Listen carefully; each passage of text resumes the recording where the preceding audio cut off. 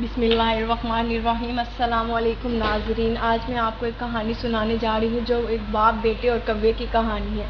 एक दफ़ा का जिक्र है कि एक बाप अपने 2 साल के बेटे को सैर करने के लिए एक पार्क में ले गया। वहाँ वो दोनों चल ही रहे होते हैं कि उसका बेटा दरख्त पर एक कौवा देखता है और अपने बाप से पूछता है, बाबा ये क्या है? बाप अपने 2 साल के बेटे को कहता है, ये कौवा है। वो दोबारा पूछता है, बाबा ये क्या है? बाप दोबारा से कहता है, ये कौवा है। अच्छा। बेटा फिर अपने बाप से पूछता है, ये क्या है?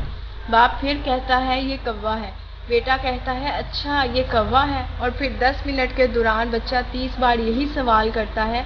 बाप सारी गुफ्तगू अपनी डायरी में लिख लेता है और कहता है, आज मेरे बेटे ने बाग में सैर करते हुए कौवे के बारे में 30 मरतबा पूछा और ये चीज़ सबसे ज़्यादा मेरे लिए दिल फरेब थी।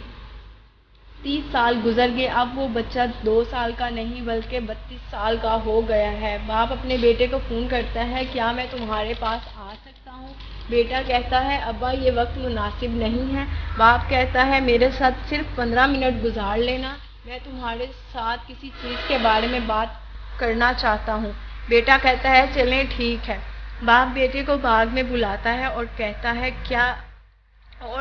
बेटा कहता है, क्या बात है अब्बा, मुझे बहुत से काम करने हैं। बाप कहता है, मेरे साथ थोड़ा सा चलो। चलते चलते बाप दरख्त पर कौवा देखता है और फिर अपने बेटे से पूछता है, बेटा ये क्या है? बेटा संजीदगी से कहता है, ये कौवा है।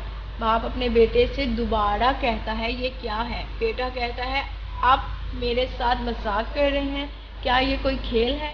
मेरे पास करने के लिए कुछ चीज़ें हैं। ये कौवा है, आपको नज़र नहीं आता? पिछले महीने में आपके लिए ऐनक लेके आया था। आप क्यों कर रहे हैं ऐसा? मुझे समझ नहीं आती। आपको चाहिए क्या है मुझसे? ये बताएं, मेरे पास करने को बहुत काम होते हैं, मैं मसरूफ़ रहता हूँ।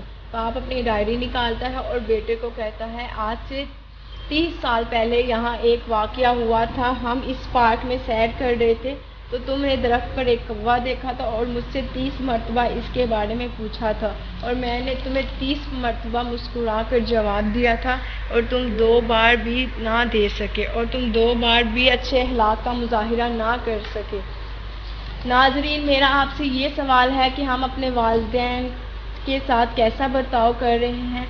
ऐसा बर्ताव करके हम क्या साबित करना चाहते हैं? क्या हमें बात करने की तमीज़ नहीं रह गई, या हम इतने बड़े हो गए हैं कि उम्र के साथ साथ अपने बड़ों का एहतराम करना भी भूल गए हैं? ज़रा सोचें इस बारे में। इन्होंने हमारे लिए क्या क्या नहीं किया और हम उनके लिए क्या कर रहे हैं।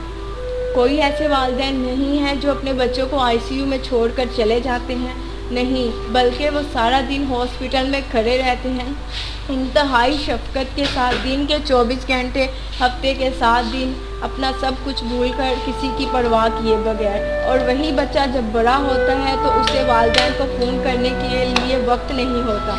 कितनी माएँ होती हैं जो बच्चों की पैदाइश के दौरान इंतकाल कर जाती हैं या मरते मरते बचती हैं और आपको उनके फ़ोन करना, उनके फ़ोन का जवाब देना मुश्किल लगता है। दिन के 2 मिनट अपने वालिदैन को दें और उनके वजूद का एहसास उन्हें दिलाएं। कितना अफसोस है कि आपके वालिदैन के लिए आप कितने अहम थे और आपके लिए वो कुछ अहमियत नहीं रखते। आप अपनी आदत अभी से बदलें, वरना वक्त के साथ साथ मज़ीद ख़राब हो जाएंगे। तमाम वालिदैन के लिए आप इतने ही है ख्वाह होते हैं। आपको ये एहसास तब तक नहीं होगा जब तक आप खुद वालिदैन नहीं बन जाते। मेरी आपसे गुजारिश है कि अपने वालिदैन का हुक्म मानें, उनका एहतराम करें। अगर वो आपको कुछ कहें तो उसमें भी आप ही की भलाई है। शुक्रिया।